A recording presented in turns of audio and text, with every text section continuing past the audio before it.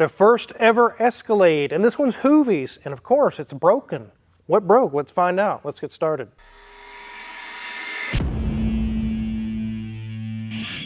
This is a 1999 Cadillac Escalade, the first generation, first year for the Escalade. This is made on the older platforms, not the GMT 800s, it's the GMT 400s. And this one's in really good shape, but it has some flaws. It has about 91,000 miles on it. And just like we always talk about on the video, we mentioned Grandpa's old Chevy 350. That's what this has. It is not LS based. It's the old small block Chevy, just like from 30, 40, 50 years ago. Let's take a look around this thing. Then we're going to dive in to find out that one thing was broken, only to find out something unexpected was broken. Here's the front of this Escalade, and you don't see too many of these anymore. There's very few left that are in really good condition. A lot of them have been trashed out by now.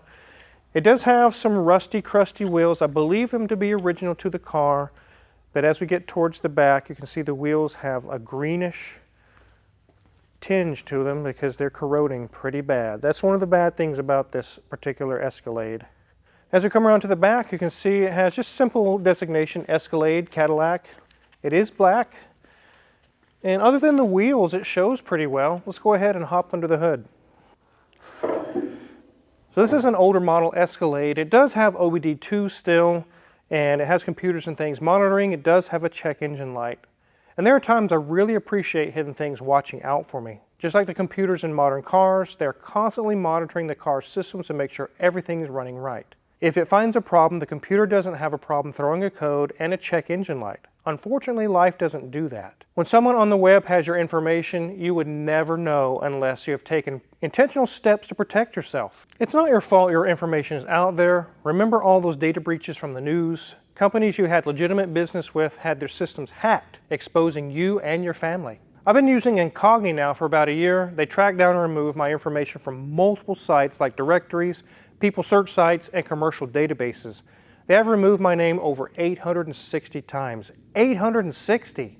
I guarantee your information is out there. Luckily, Incogni works 24/7, keeping my name, date of birth, social security number, basically everything about me out of their hands. It's nice knowing if those criminals can't find you, they can't hurt you. Incogni works hard to keep you safe, but if by chance you find your info on a site before they do, you can request a custom removal. I've used it twice, and both times they got my info taken down. Take your personal data back with Incogni, use code CARWIZARD at the link below, and get 60% off an annual plan. Now back to this Escalade. So although this is a Vortec V8, it is not a Vortec 5.3 or 4.8 or 6.0. It's the old school Grandpa 5.7. Let's take a look around it. These had a little over 250 horsepower, and I think 320, 330, 340 torque, somewhere around in there.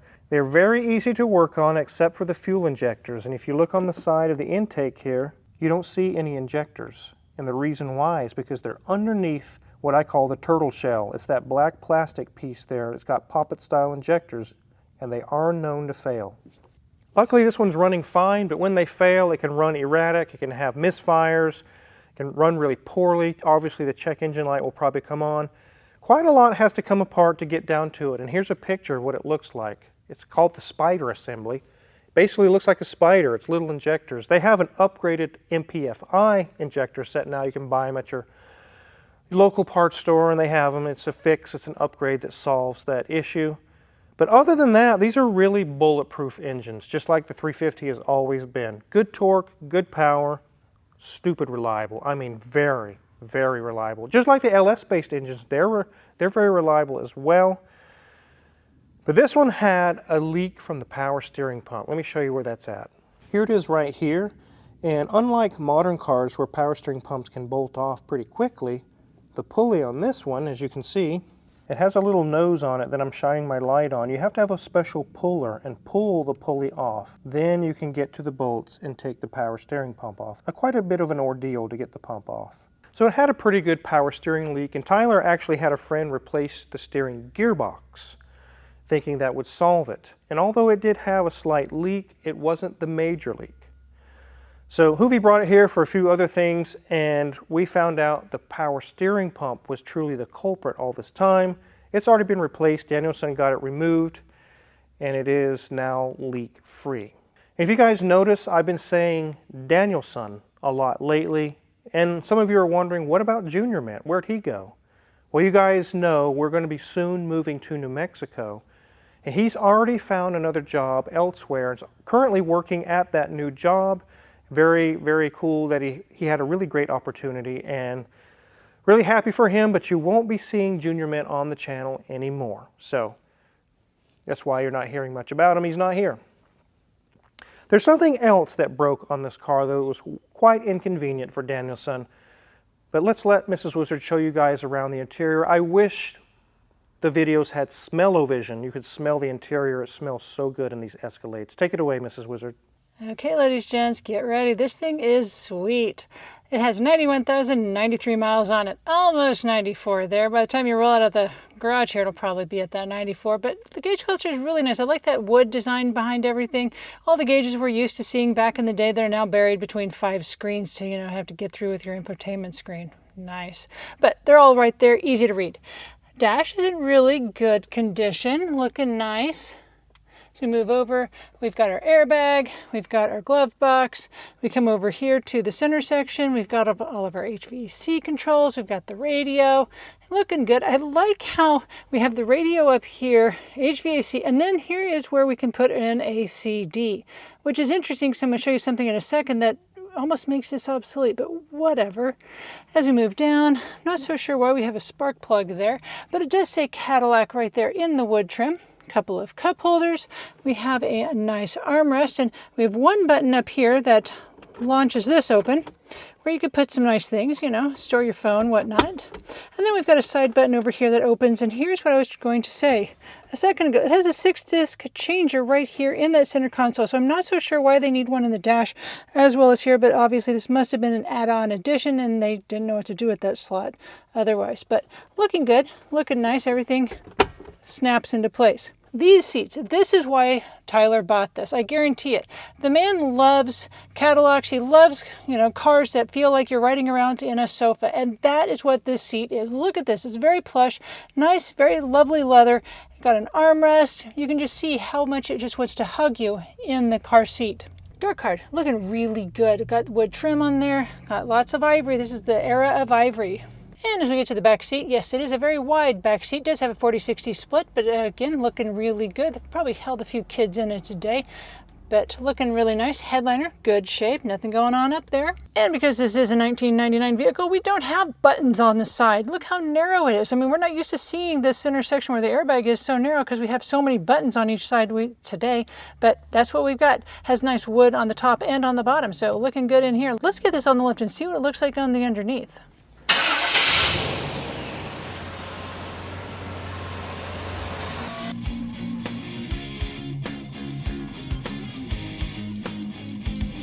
So although this would have come with some shielding underneath, it would have bolted into here. It's missing on this particular Escalade. We do see here that it's had a new steering gearbox put in. It's all nice and shiny new. Nothing's leaking antifreeze-wise from our radiator up here or any of these lines. The brakes are about 70% remaining. The shocks have been replaced at some point. Looks like the CV boots are okay and the sway bar link is good. Nothing loose there. Brakes are about 70% over here. CV boots are good. Sway bar link is good. And that shock is brand new over here as well. And nothing loose here. Here's our front differential, and a common leak point on these is these output shaft seals here and one on the other side right here. These are doing okay. Nothing pouring out of those. Here's our engine oil pan. Our front drive shaft. This is a 4L60 transmission. They call it a 4L slippy.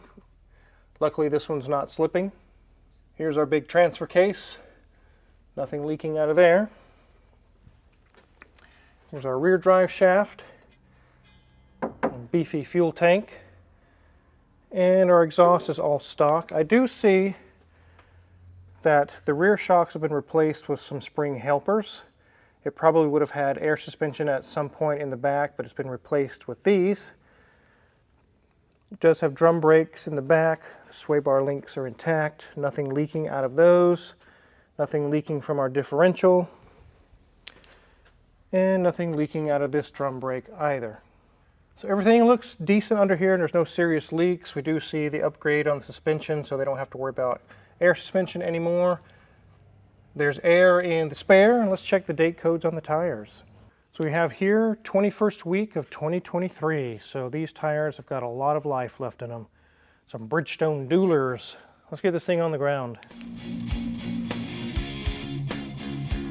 One thing to keep in mind whenever you bring your car to a shop and you have in mind one item's going to get fixed, it's very likely that while the mechanic is there, they may find something else wrong. And it's not them trying to run up the bill or trying to squeeze some more money out of you. That happened with Daniel's son. He got the power steering pump replaced and he noticed he was seeing drips of antifreeze on the ground. He's like, so it came in for a power steering leak. We got that issue solved. What's going on with this antifreeze? There was no talk about antifreeze. And it was actually this heater valve. Let me show you where it's at. You can see the heater hoses come together in a little black type of a box with a vacuum canister on it. And that's what's used to open and close the heater core outlet and inlet. It was leaking. So here I have the old one on here. It was leaking a little bit. Daniel's son already knew I'm going to replace this because we can't leave it that way. And just by pulling the hoses off, it literally disintegrated in his hands. You can see here, this neck, he just barely pulled the hose and it just came off. And he tried to get the other little nipple off and it just broke off. All the plastic on this is turned into basically glass. Here's another nipple. You got to think on a vehicle with this age on it, it doesn't have to be miles. Age still takes its toll on a car, even if it's low miles. And every piece of plastic on this car with the cooling system is now turned into what I call achy breaky plastic. It's brittle like glass, and it's waiting for you to try to do anything to it, and it'll just snap. It'll just disintegrate. So sometimes I've actually had this in the past years ago when I was doing the work, and you find a hose or something that's a little loose and you think, I'll do a goodwill gesture. I'll tighten up that hose for the customer and they'll be happy and I won't even charge them for it. And you tighten the clamp and it just disintegrates into pieces.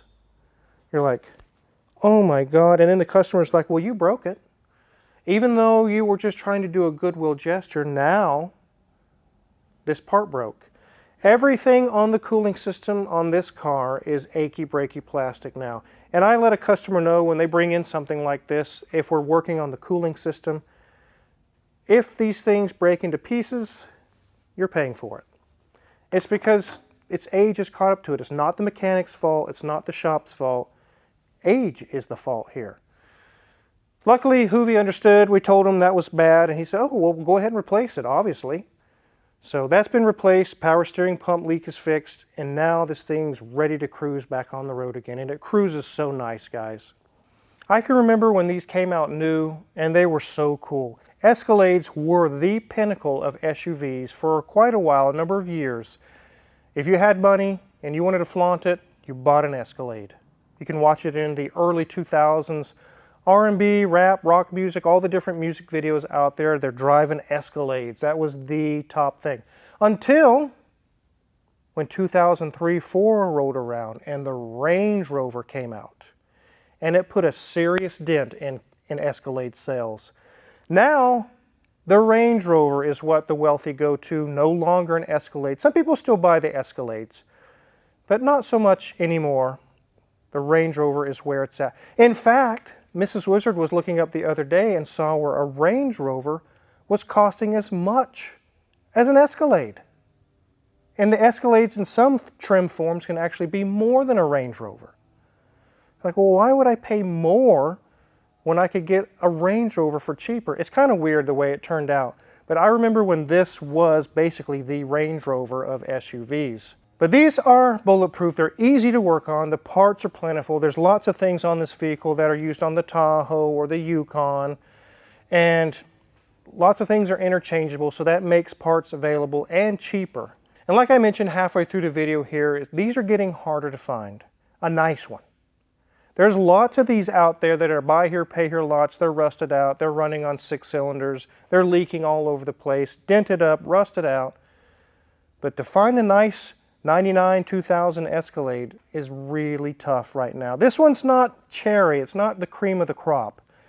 But it is in really good shape, and Hoovie got a good deal on it. And if you watch Mrs. Wizard's interior review, which you really should, you notice the seats are basically like Burka Lounger chairs. It's back when they cared about your comfort. Crazy D actually was looking at some new trucks the other day, and he said they are basically as thin as cardboard now. And they have bolster on them like I'm going to take my truck on the Nürburgring. I'm not. I'm going to haul plywood with it or go on a road trip. And I want it to be comfortable. And the seats now are so uncomfortable. They're thin, I mean thin, and sporty.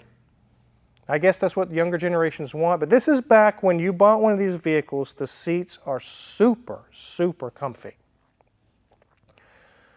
So definitely before this leaves and Hoovie takes this home, I wanted to show you the first generation Escalade and some of the memories I have of them, what we found wrong with it and what it took to fix it. And yes, if it's been maintained, they are still a very reliable SUV, but good luck finding a really nice one right now. If you're curious what kind of tools we used to work on this Escalade or any other car in the shop, check our Amazon affiliates link in the description below. The tools we use every day, tried and true in the shop, are listed for sale there, and if you purchase any of them, we get a small cut and really do appreciate it. And no, we're not closing the shop. No, we're not closing our YouTube channel. But we are soon moving to New Mexico and downsizing. We're still going to be doing all the same great videos for you guys, so make sure to hit the subscribe button before you go, because there's many more videos to come. Thanks for watching.